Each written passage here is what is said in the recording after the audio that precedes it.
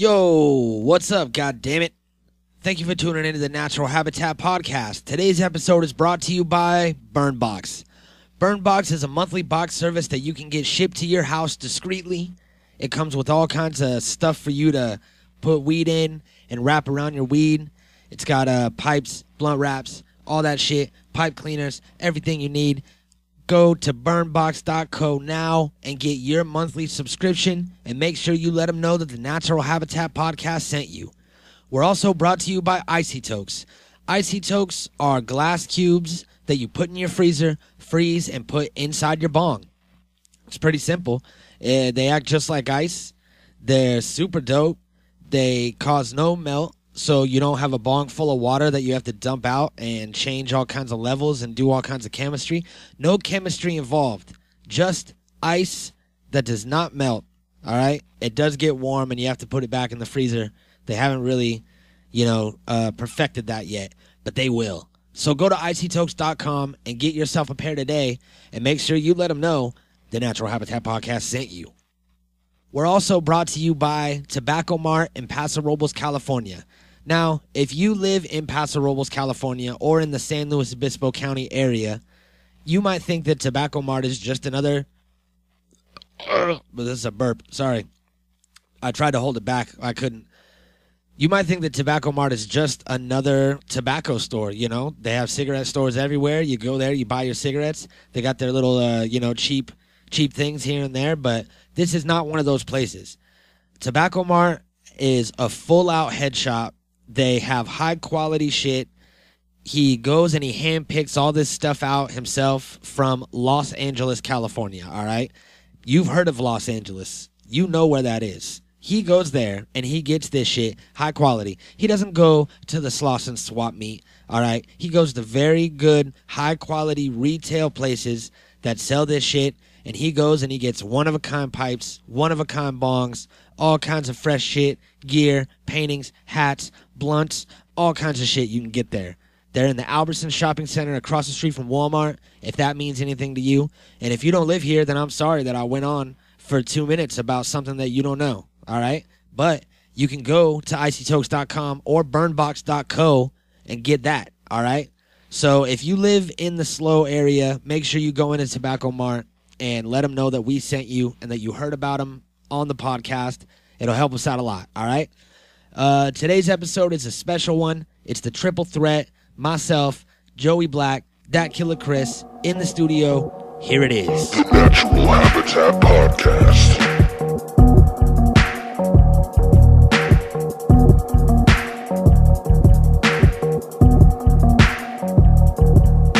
The Natural Habitat Podcast.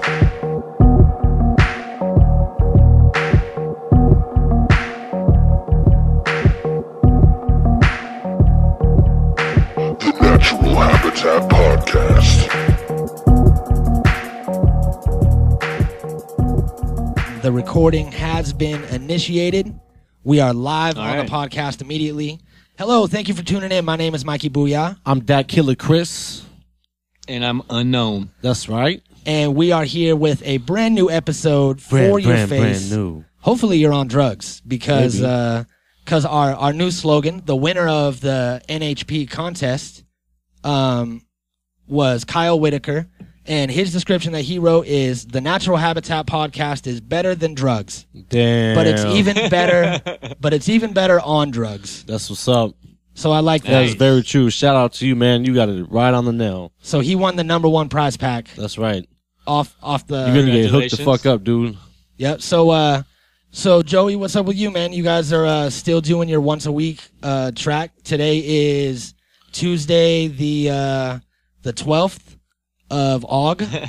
So yeah, I believe last week you released a new one. We did it on the podcast first, and that one was called None of That. Yep, everyone got to hear it fucking exclusive live on the podcast. Yeah, so we're just trying to keep it moving, man. Every week. Last week was week number 6. This week is week number 7. We're just keeping it moving as long as we can. We got enough to go for a few more weeks. Damn, so you're trying to do a song a week or what? So I have noticed that as you go through the weeks, like you said, you did week number 6, song number 6, and then week number 7, you did song number 7. So I noticed that you're going through chronologically, and you're keeping it real simple for everyone. You're not going to do song number 4 and then song number 9, and you're keeping it in order. I think that's a real good approach to it. Yeah, that might have a little something to do with it, I guess. But really, we're just trying to stay relevant, and the best way we know how is to keep put out something new every week. That's dope, man. I'm not, that's really dope. Putting out a song a week. Maybe we should do that, Mikey. And then Word on the Streets is that at the end of this this hot California summer, all of these songs will be released as one project on Spotify and iTunes and all that, correct? And that will be the first Varsity Dropouts album? Yeah, it's everybody knows it's not really an album per se because we've leaked every single song and we're doing them in order.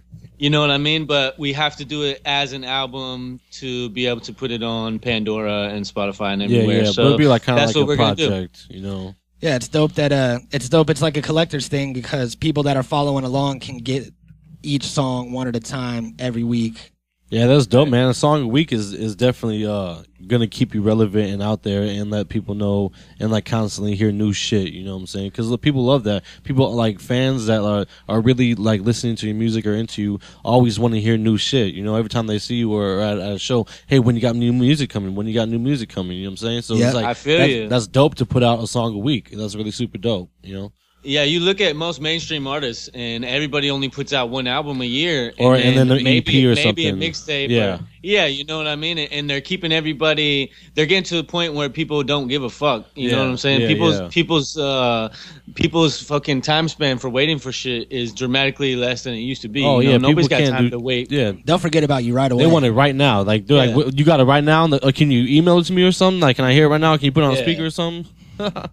Yeah, so like when you don't put out an album but once a year, people forget about you in that year. They're like, who the fuck, where did he come from all of a sudden? I didn't know he still makes music. You know what I mean? It's like the game has really changed. So you got to really fight to stay relevant. Other ways also is just to try new music, try different types of music, explore other genres and see what you can blend with. I've been listening to your songs when you guys been like every week when you put them out. Like each song is different, Yeah, you guys you use a different producer every time, correct? Exactly, and that's what really helps to be able to adjust and have so many different types of styles. Yeah, be so and versatile and shit, Yeah, because every producer we work with is basically a new collaboration for us. You know what I mean? So it's like every time somebody's gonna have a different approach because it's a different person. Everybody's different. So whatever they're into is what they're feeling at that moment when they make that beat, and they send it to us, and we kind of vibe off the feeling. Yeah, that's dope, man. We don't write songs or do anything like that before we have the beat. We sit down and write to that specific beat after we get it and write it there in a moment. That's always the best way after to do we it. write it. Help the beat feed you. You know what? I heard about this theory that I wanted to bring up now that I have, now that there's 3 people here that write music and create shit. Yeah. Right. You know how sometimes like you get in the zone and words just like pour out of you. You know what I mean? And the verses are writing themselves. You already know what the next line is going to say before you're done writing the first one. Yep. And then before you know it, you got 32 bars of gold and it's one of your best songs ever. Well, there's this dude that has a theory that there's some sort of wave in the universe, like some sort of signal that holds creativity and that certain people can tune into it better than other people. Yeah. And when you tune into it, it's some sort of like creative vibe that makes this stuff for you. Kind of like how the mediums can feel spirits and shit, but we just do it with music. Yeah, what do you think about that? I think that everything in the universe, it works off of vibrations, and that's absolutely right. If you could tune into the right vibration, you're going to catch that wave. Yeah. Yeah, because I feel it sometimes, like, man, like when me and Mikey were working on the mixtape, My Zone, for instance, like I listened to the song and all of a sudden, like I had like something came over me and was like, okay, and I started writing to it, and I had like in like maybe 5 minutes I had 12 bars, and like I showed Mikey and he was like, damn, let's do it. You know, and it just came to me like naturally. I was just writing it down. Yeah, like, you know, so you know what I noticed also is it's the fact of creating with someone. Yeah, you know what I mean. You feed off of your partner's energy. Oh yeah, Mikey. or Me and Mikey right whoever's around together. you. It's like fucking magical. The room lights up and shit. Like exactly. Lights- And it's lights always start like, flickering. It's like yeah, that for blow light bulbs out. Same thing for me and Locks. You know what I mean? Like we'll sit down and come up with the idea for the track. And then we'll both start writing our verses at the same time, not knowing what the other one's writing. And at the end, we'll have verses that virtually match Me and each Mikey other. just did that for what Under the Influence. Yeah, so it's really about how much time you spend creating together. And like, you know what I mean? when we're making Under the Influence, we worked. I think we took us like 45 minutes or maybe an hour to write the verse. Yeah. You know, and like I really didn't tell him what I had, and he was just over there like, you know, whispering, like writing his shit. And then at the end, when we came up, like when we were finished with the verses, we like They just went They perfect spit together. them, and like literally they were like we like had some like lines that referenced each other's lines and stuff. It was dope, and like I didn't know what he was writing, he didn't know what I was writing. So like it's like me and Mike are like perfect energy together, man. Yeah. When we get in the studio, Exactly. it's like phenomenal. And I think it's like what you said, Joey, how when you have two people, how you feed off of each other. I think it's like two beacons make it easier to tune into that frequency than one. You know, if two people are going for it. I'm not sure if it's a real thing, and if it happens, it's just a theory. But I think it is, man, you know? because I feel it. I can relate to that, and I can say like I've had that before. I've had it where like the words just pour out on the page, and like I'm not even like I feel like I'm not writing it. It's just coming to me from somewhere else. Yeah, you and know that's the weird thing is that everybody experiences it, whether it's writers or painters or whatever.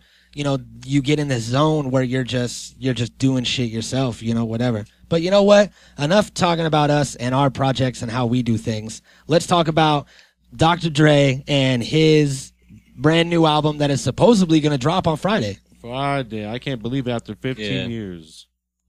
I'm ready.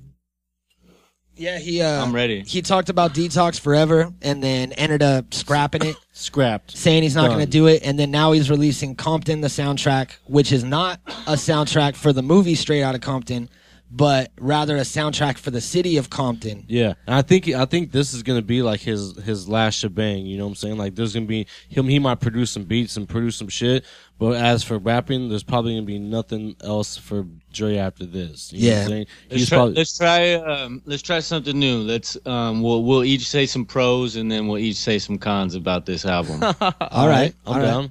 All right, you go first, Joey. All right, pros for me is the fact that he's going back to his roots and it's Compton all over again, which is also perfect timing. Another pro because of the movie coming out and the way that they kept it on a true story and the way that they let the story evolve in the movie throughout their music and throughout their troubles and even on after their breakup and everything. So I feel like it's very instrumental to be having this type of soundtrack and move at the same time as the movie's coming out. Dre's not a dumb dude, so I'm he's excited. very smart, man. He's a billionaire. He's the first hip hop billionaire. You know? The first legit one. Yeah, Everybody exactly. else's money is tied up in other shit, but Dre is paid. The first legit paid one. For the first real hip hop artist billionaire, and that to say that's like a fucking enormous compliment. Like you know what I'm saying? You can't beat that shit. Yeah, he's definitely a mogul. I think that I think the biggest pro for me about this album would be that I know that within these tracks, it's like 16 tracks, I want to say, something like that. Somewhere around there. And within these tracks, I know that he has one last California anthem in him. Definitely. Like he's made so many songs that go down in history that are timeless that you could put on and just fucking ride out to that, you know, have the feel of California. You know, you listen to it and like no matter where you are, California you feel like you're in something. California. Yeah. And I think that he has at least one more of those in him. Yeah. And that's what I'm looking forward to most is that song that'll represent where I'm from, like to the fullest. You know what I mean? Because that's what Dr. Dre is known for to me. Like with the West Coast. Crucial. Like Dr. Dre and the whole NWA movement, that is like capturing the West Coast lifestyle in California. And, you know, a lot of the music that I've heard, you know, coming out of him lately is Well, I mean, I haven't heard anything from him lately, but Not in the past. you know, fucking, any sort of like features or anything like that, it's kind of just an average, basic song. like that, like the one with Eminem, like the Doctor song or whatever. Yeah, I Need a Doctor or whatever. Yeah. I liked it. Yeah, I mean, it was dope. But I think you can definitely tell. I think Eminem wrote that verse, for him. Yeah. Well, yeah. What about you, Chris? What's your pros? My pro would be, after all the shit that people talked about him and like about dropping Detox and all that shit, like he probably sat on those songs for probably fucking years, a decade or something, and he probably had all this shit. He was like, nah, fuck these fools, I'm just gonna wait, and then he just hits them with it, and I guarantee you this album's gonna be fucking a banger. You know what I'm saying? So and then he's just like a banger, like he's just gonna fucking.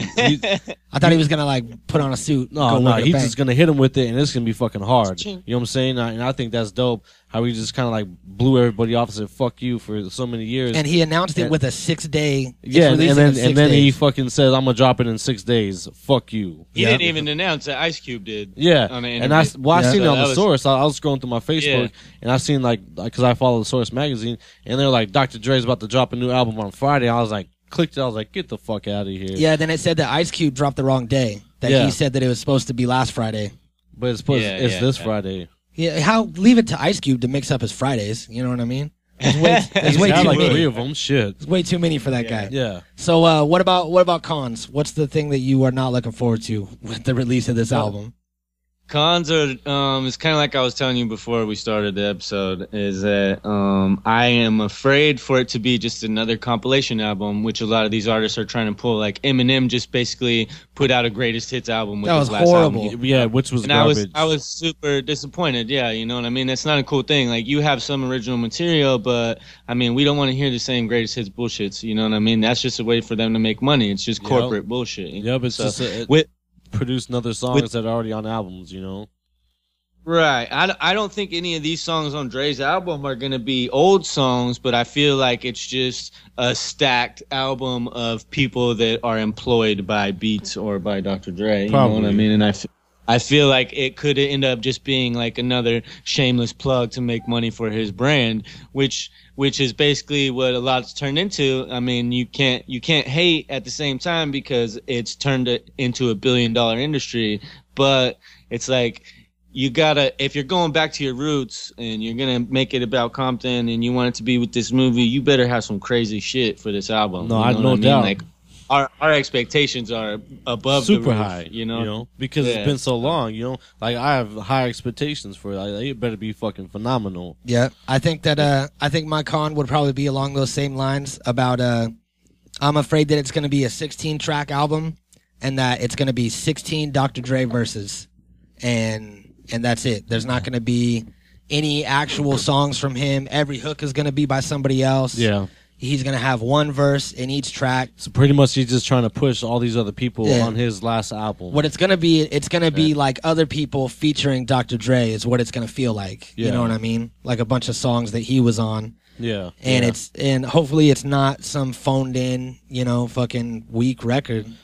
Yeah. I think my con would be I don't like kind of what you were saying. I wish it was more like just Dr. Dre, like how the Chronic was, So it's unanimous all around the board. We all want more Dr. Dre on his album.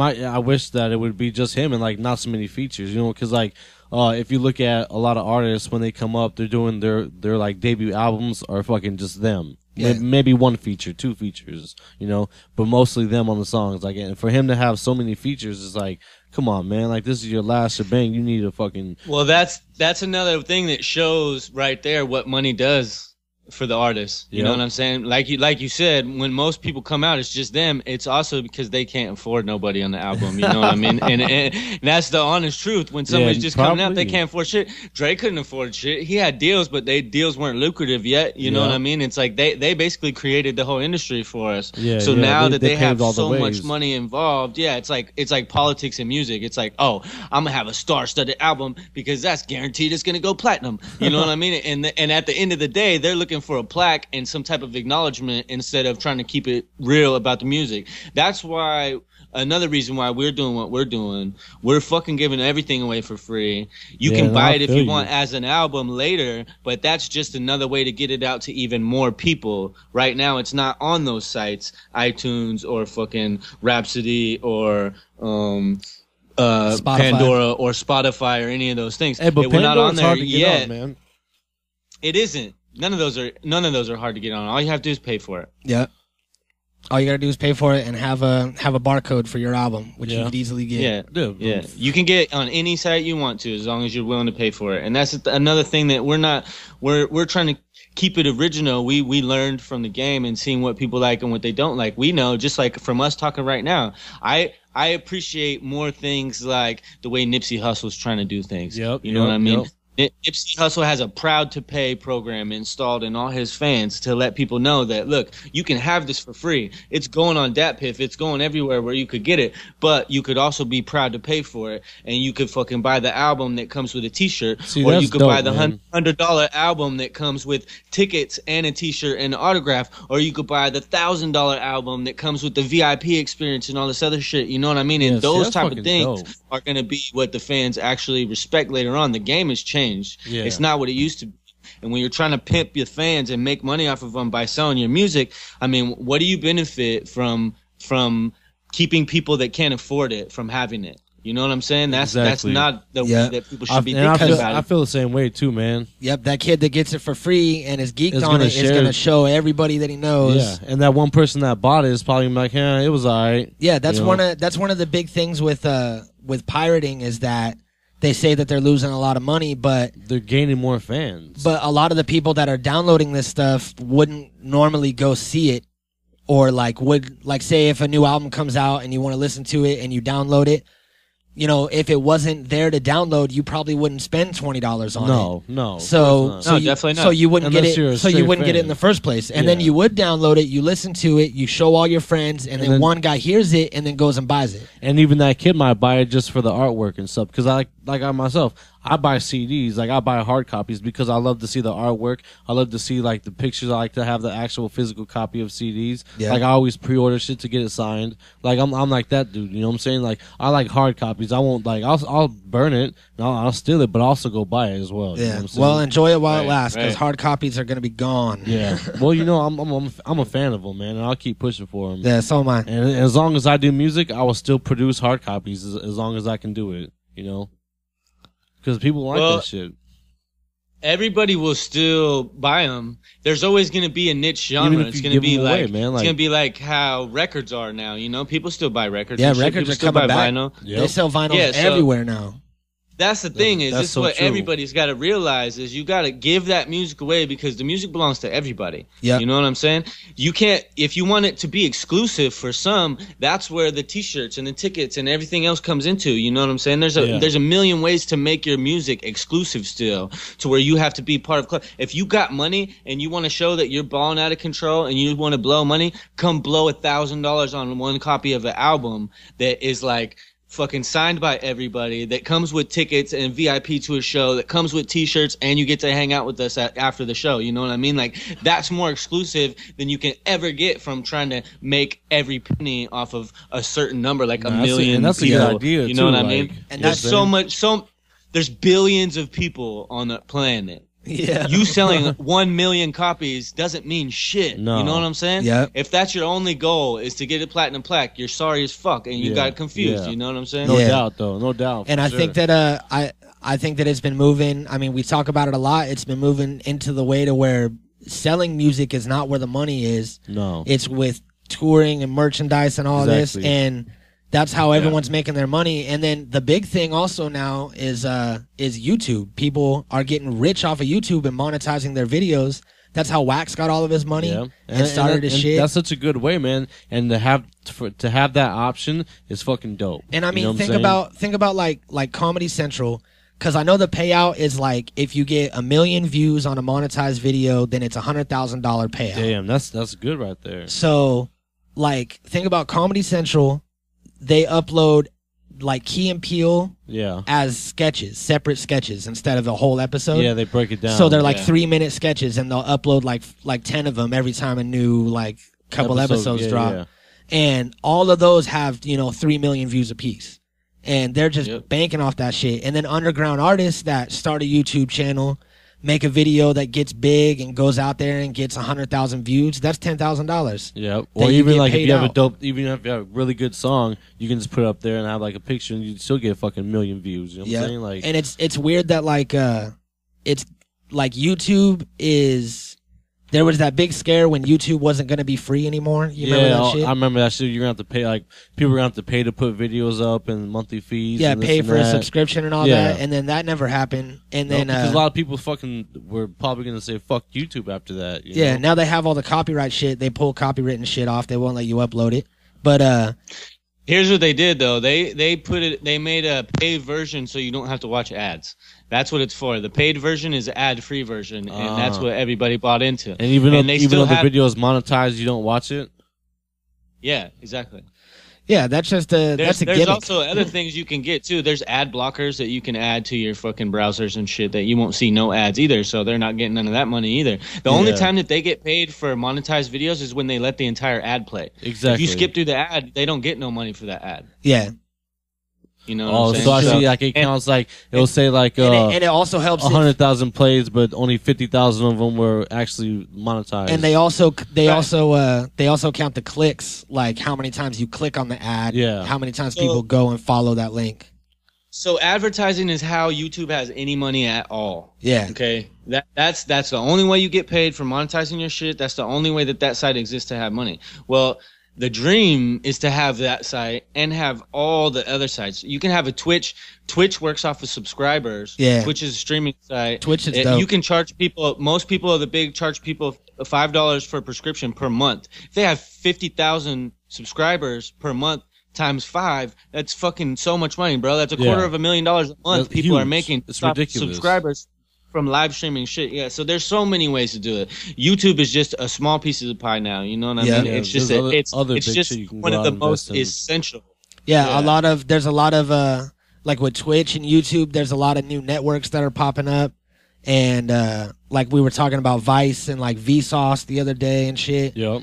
And there's all these alternative forms of entertainment where you don't have to watch TV and watch something that's been programmed for you with all this advertising and all this bullshit.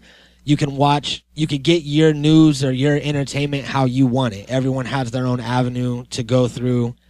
And it trips me out because I'll sit back here in the studio and I'll watch 8 hours of fucking Vice and watch a bunch of documentaries and watch some kid do drugs all around the world.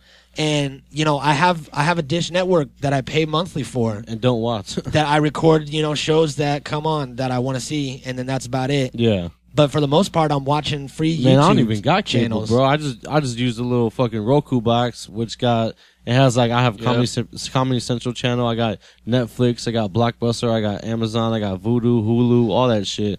And I can watch movies, whatever the fuck I want. You know what I'm saying? I don't even need cable now. I do the same thing through my Xbox. Yeah. See, I watch all the new South Park and shit that comes out. All the fucking everything's on my Comedy Central channel because I subscribe to it. Yeah, but I pay $70 a month so I can watch. I pay only for the Wi-Fi. So I can watch Comedy Bang Bang. Yep. Every day, every week when it's new, because I don't want to wait for it to go online. Yeah. Well, see, my thing is with my Roku, because I got the plus, the highest one you can get.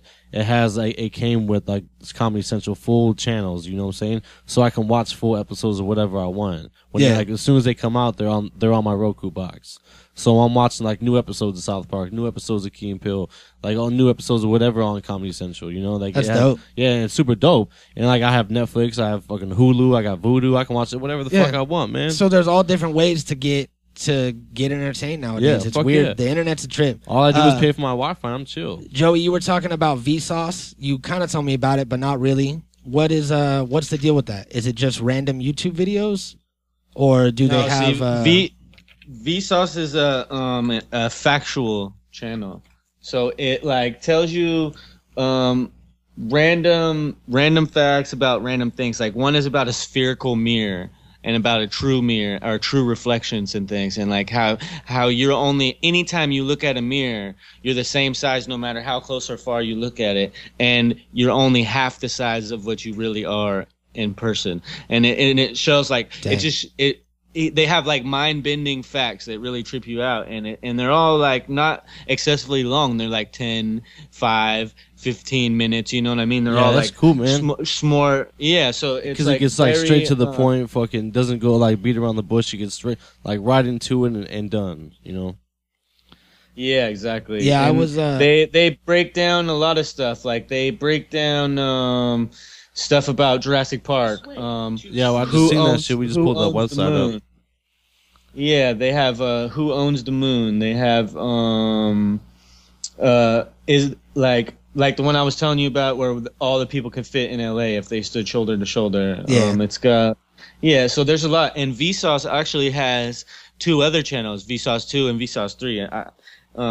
There's a lot of good. I'm just gonna name off a couple places that I've been watching. So there's the Vsauces. Danger Dolan is another channel that is all factual. It does like 15 facts, like 15 this, 15 that, factual things that happen throughout the world. That's one of them. There's another one that's kind of similar to that called Wacky Wednesdays. And then besides the entertainment shows, also I wanted to bring up the fact that nobody watches the news anymore. Everybody gets their news from alternative sites like Vice and everything, like we were saying. Yep. So a lot of the big alternative news sites have become all of our favorite things to watch, like RT News, which is like Whoa, my bad. Whoa. Got some Vsauce. Calm down, going. Michael. I'm watching Vsauce over here.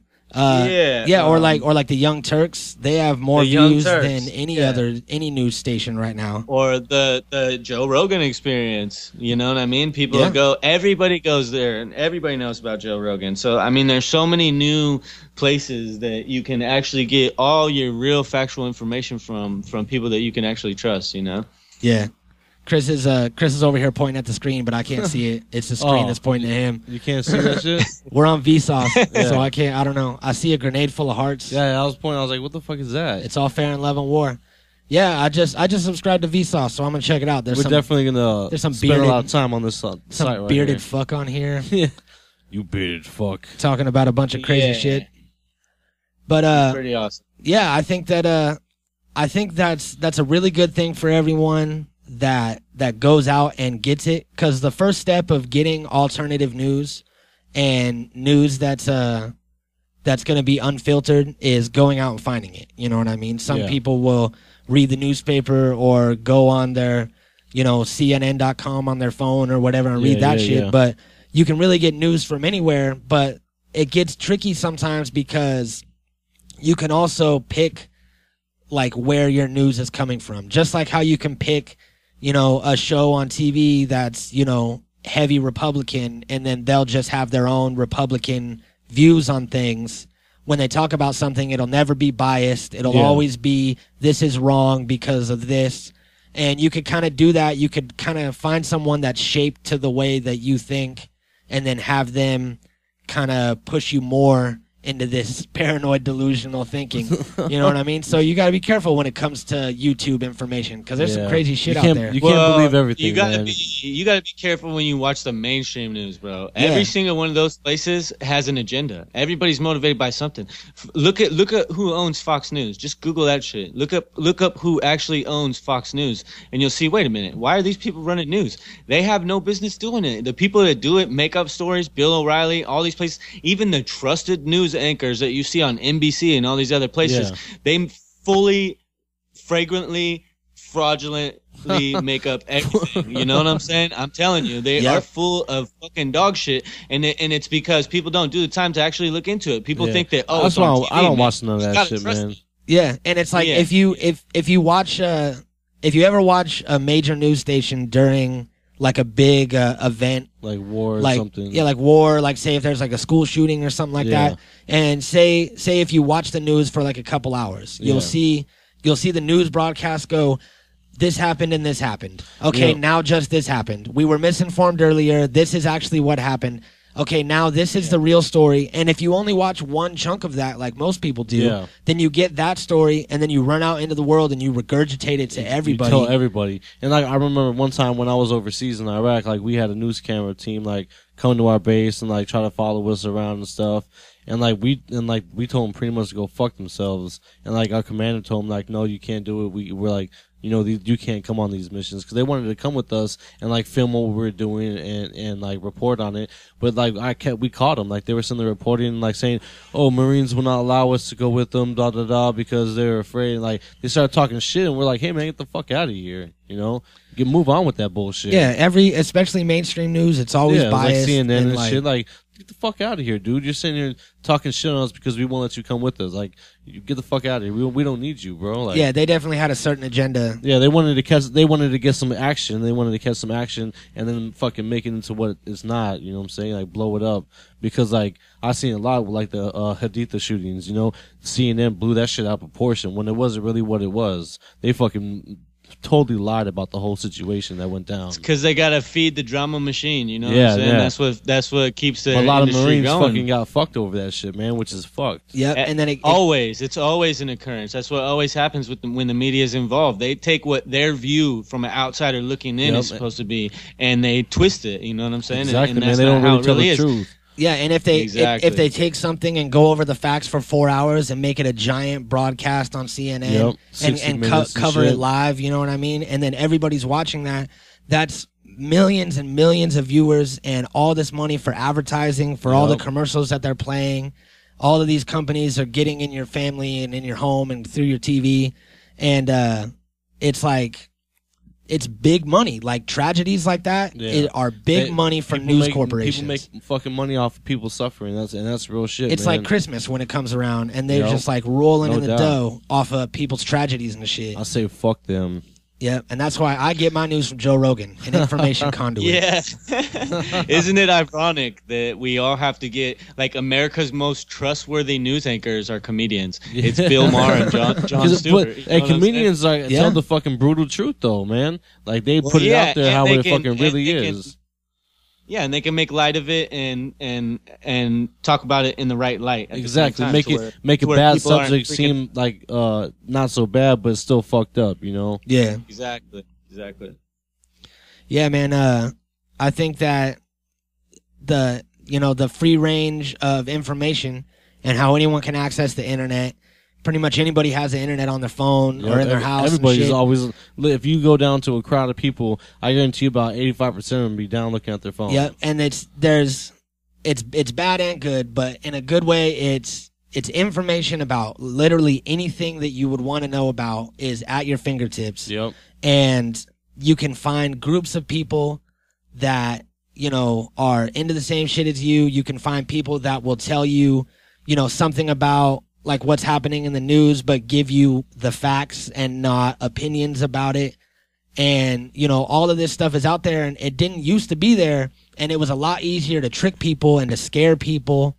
And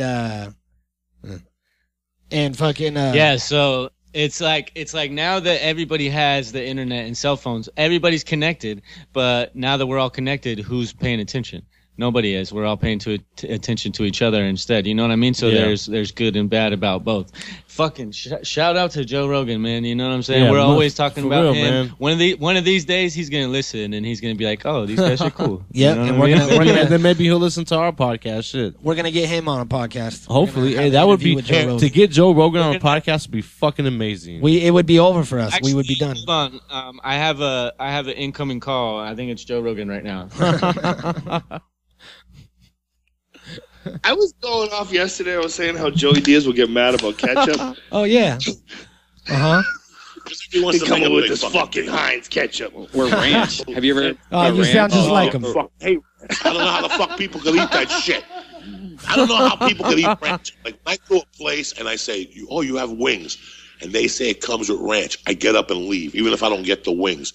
Because if you're going to serve wings with ranch, I don't want to do business with you. Yeah, I don't do business with you either, man. I'm very easy. I'm very fucking easy. Yeah, me too. If you fried rice, what do we got to talk about? Wings must be done with blue cheese? Blue cheese, yeah, like the way they invented in Buffalo, I hate blue New York. cheese, man. I love it, man. I fucking love blue cheese. If you bring me some ranch, I'll slap you. They're saying that ranch is starting to replace ketchup. Yeah, that's good. Hey, look, Joe, it's really nice to have you here, but you gotta have a conversation with me, bro. Like, you're just talking about ranch and shit. You don't want to talk? Hello, Joe. I think he cut out. I don't know. Going? Wait, well, we got him on the podcast, man. Yeah. There it is. Thank you for joining us. That was Joe Rogan and Joey Diaz, and Brian Redband was also there, but he gets no credit for doing so. Nothing. Yeah. It's kind of better that way. Yeah. Redband's kind of a tool, but we still love him. It's The true. fucking I tools. follow him on Periscope. He's a fucking douchebag. Yeah. It's our favorite. Hey, Periscope's pretty dope, man, and it came like out of nowhere. I saw this video. It was Brian Redband on Periscope, and it starts up, and he's driving down the street. He has his phone like up on his dashboard, and it's pointing like at this girl in his passenger seat, and she's like crying, and she's like all hammered and shit, and she's like, "What the fuck? Where's my phone, Brian?" And then he's like, he's all like, "It's down there." And then she's like, "Don't fucking record me." And she like slaps the phone, and he's like, "Don't touch my phone. Don't you ever touch my phone." And then she's like, Don't touch my shit. she's all like, where's my phone, Brian? And he's all like, "It's down on the floorboard." And then she bends down there, and then he like grabs her ass and like kind of fingers her pussy. And she's like, "You can't do that, Brian. Who the fuck do you think you are, you asshole? You can do that, but not now." And like fucking going all crazy. And then she's like, "I'm not a piece What of a meat." crazy fucking And then bitch. he's like, "Shut the fuck up." He's like, "You're yelling. We're driving down Hollywood Boulevard and you're yelling. You're screaming in my car. I'm right here. Shut up." And he's like telling her to shut up. And then she starts crying. Oh, and she's like man, I hate bawling. that shit. And she's all like, "You're so mean. I hate you, Brian. I'm a human being." And then they No, both bitch, you're not. and then he goes, and then they both go, "And scene." And then they stop. And it was all, they were high on mushrooms, it turns out. And they were just having some fake argument on Periscope to try to get like a bunch of drama started up. You know to what get I mean? a bunch of followers and shit, you know, because you can request people to watch a certain video. But he was being such a dick. And it's like, think about people Hold that on, were. hold on. They were driving down Hollywood Boulevard on mushrooms, making a Periscope video. Yeah, absolutely. That's pretty epic, dude. Yeah, that's pretty dope. Isn't that what happens in Yeah. Hollywood? I'm pretty sure that's how it goes. No, bro. I'm living No, right I mean, downtown. I It's not lived like in that. Hollywood for a little bit, and like it was kind of crazy, but it wasn't like that. Like you would just see a bunch of drunk bitches Yeah, everywhere. but it's like, imagine people that were watching that Periscope and then stopped halfway through and were like, "What the fuck is with this asshole, man? He's Yeah. such a piece of shit." Like, he was being such a dick. And fucking, it was all an act. yeah, all And then she gave out her information at the end and was like, "If anybody wants me in their TV shows or movies, let me know." like, why would I want you in my movies? yeah, bitch? you do drugs, like No, I'm good on that. high on fucking psilocybin mushrooms, driving Yeah. down Hollywood No, Boulevard. I'm straight. You know, I'm sure there's 100 other people I can pick from. Yep. That are you a connoisseur of mushrooms, Joey? Yeah, I've been known to take them a time or two. That's right. That's right. I was watching this documentary on Vice actually from Hamilton Morris. I don't know if you've ever seen him, but he does these videos called Hamilton's Pharmacopoeia, and he's a neuroscientist. He's like in his 20s. Was that thing we watched? Yeah, he's like that skinny Yeah, dude. yeah. And he goes around all around the world and does drugs in like different cultures and different. Yeah, because he's like like a pharmacologist and shit. Yeah, he went and did like that crazy toad that the people lick in the Amazon. He went and got high on that. And then I just watched one where he went to Amsterdam where they have psychedelic truffles. Damn. And I found out that like That would be amazing. That's like boss shit. If you're gonna do mushroom, that's like the fucking cream de la cream of fucking, you know, mushrooms right there. That's the cream, truffles, creamy psychedelics. Fucking I found out that truffles and mushrooms are the same shit. And yeah, it's just higher class shit. Well, yeah, like truffles are mushrooms that never broke up. Exactly. In like above surface, and they grew underground and got all hard and shit. Well, mushrooms were legal in Amsterdam up until 2007. Really? And then they were banned, but the truffles are still legal, so you can go there and buy them and shit. Why is the truffle still legal? Because they outlawed like 150 different types of mushrooms. Oh, and they were all psilocybin containing mushrooms, but the truffles weren't under the umbrella. So the truffles were kind of like exempt from the law. Yeah. And it was because a bunch of tourists were going, eating all the mushrooms, and then killing themselves and jumping off bridges and shit. Fucking idiots. Yeah. You know? Stay in your house and fucking have fun. These were people that were probably already unstable before they did the mushrooms. Yeah, probably on the hella psych meds and shit and fucking... But regardless, you could still go there and eat some psychedelic truffles. And I think me and you, Mikey, we should do that shit. Let's go tomorrow. I'm down. Yeah, you want to hop on our plane, Joey? We can come swoop you up. I got a private jet, man. Can you get us a fucking job application or what? I'm trying to do that shit. You know what I'm saying? Sign me up for whatever that show is, that pharmaceutical show. I'm Dude, with it. I've Let's been. do it. How do I do that shit? A lot of people, it's like all the people that they hire on Vice are like freelance journalists and like writers and stuff like that, because Vice is a magazine, like first and foremost. Yeah. And then they do YouTube videos and shit. But they initially hired Hamilton because he went to college for like 5 years for all this neuroscience and how chemicals react to your brain and shit. That's crazy, man. So they wanted him to do drugs and talk about like the medical side of drugs and what happens on a chemical level when you do them. And he went to South Africa just recently and did the HIV medicine. Yeah, that's like brand new.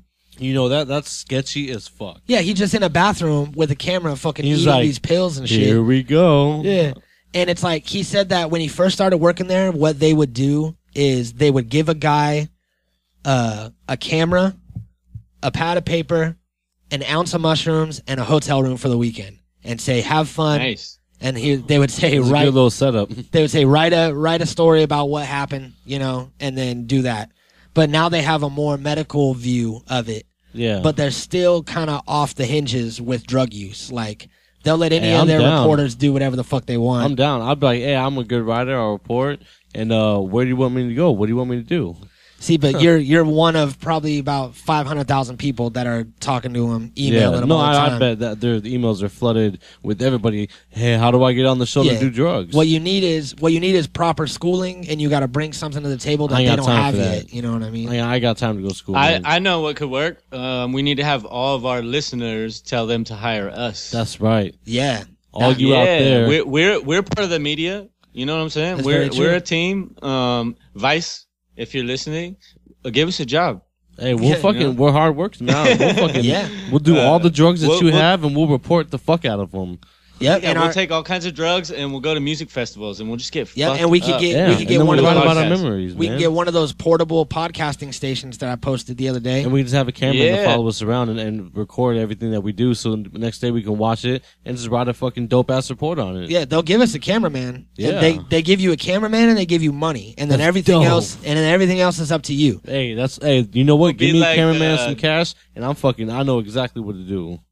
We'll be like a traveling Hunter S. Thompson podcast. Yeah, I'm down for that shit, bro. Hunter S. Thompson's dope. Yep. I remember I read I read one of the pieces that got him like really famous, the one that he did about the Kentucky Derby. Mm-hmm. And I was reading it recently, and he was going on about how everyone's like in the desert and how everyone's like dirty and on drugs and drinking, and how people are like, you know, trying to like pay these bitches for sex, and how people are banging behind the dumpster. People are like shooting up heroin, and it's all hella crazy and like depraved and disgusting and the gutter of human filth. And then at the very end, he realizes that he's one of them. Damn. Like one of the people that he's been talking about, that he's been indulging in all the same shit. How he did that in the story. Yeah, and fucking Hunter S. Thompson's crazy. He's definitely a big idol of mine, because he just has he's a badass. He has the take whatever you can and enjoy the ride. He has that raw talent to write that shit too, like to write real powerful things. And he hated writing, and he hated people, and he loved. But he guns. was a writer. Yeah, that's a lot of artists are tortured artists, you know, that are kind of stuck in their craft. Yeah. And really have nothing else that they can contribute to the world, so that's what they do. And I think that's where he was. And I look up to him a lot. So I think that anybody that wants to take the time to email Vice, you can find Go ahead and email them for us. You can find their email in the description of the podcast. Tell them that you would love to see a collaboration with us and them. And also, while you're doing things and looking through the description of the podcast, follow us on Twitter. We got a new Twitter page, and it's at NH Podcast Live. And we're going to be posting all kinds of shit there and keeping in touch with the Bebe kids. So, you know. We also have a new SoundCloud. It's going to be Natural Habitat Podcast on SoundCloud. That's right. Facebook. Everywhere. Instagram coming soon. Everywhere. Look it up. Get in touch with us. Tell all your friends. Make sure everybody gets in the loop, man. Yeah, hit us up on Twitter. All that shit, man. Yep. And we're out of time, man. We're about done. So Man, that was a good little session. yeah, I'm glad we got together. You guys finally got to meet. and Yeah, fucking man. Chop Real it up cool and shit. dude, man. Of course. Yeah, of course. So Good times as usual. Good times and rolling. yeah, as always, thank you everybody for joining us and listening. Yeah, thank you all the listeners out there. Much love. I appreciate y'all listening every week. Everybody have a great fucking week. And Get high. There's one more thing I wanted to say. Smoke weed, get high. That's what you want to do.